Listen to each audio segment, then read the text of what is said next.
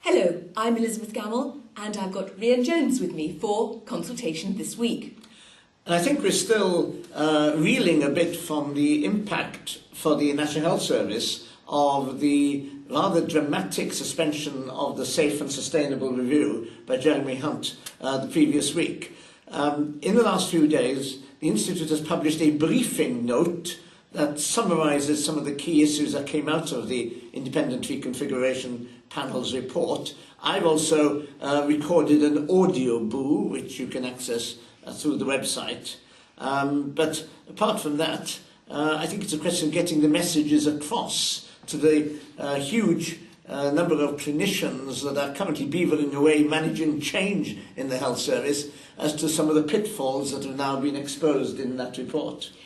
Indeed, and one of the things that we're helping everybody with is giving them some really good, solid training. Last week we had 3 courses. There was the Public Meetings and Their Alternatives run by Amanda Morell, and that went very well. Rhian and I were up in Manchester doing managing and measuring public engagement.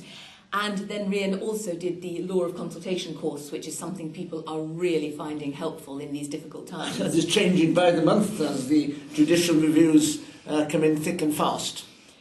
And this week, we've got one of our more interesting courses, Localism in Practice.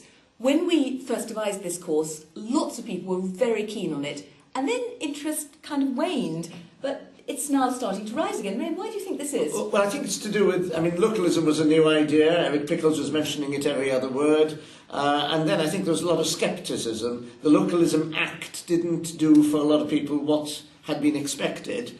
But I think 2 or 3 things have changed in recent months. One is, of course, that the Labour Party have come out very strongly in favour of very, very similar things. And the second thing is the upsurge in interest in neighbourhood planning. We met with DCLG last week, and we understand from them that there are almost 500 areas in England where neighbourhood planning is in some stage or another. And we anticipate we'll have to do a lot of training so that communities know the kind of engagement they'll need to undertake in order to produce a neighbourhood plan that will get through the referendum stages. And I expect that will be discussed at the event we have with the RTPI on Wednesday. The Royal Town Planning Institute, they're actually looking in particular at house building, but then that's at the heart of the neighbourhood planning issue. Indeed, and John Bradley will be doing the Social Media for Consultation course in Birmingham, but we're expecting a major initiative on infrastructure, aren't we? Well, if George Osborne announces the amount of infrastructure investment that we expect, I think that will lead to a lot of public consultation, as will, ironically, the suggestion that there'll be even greater reductions in the budgets of local authorities in England. And if public services are affected, we will have a whole raft of public consultations.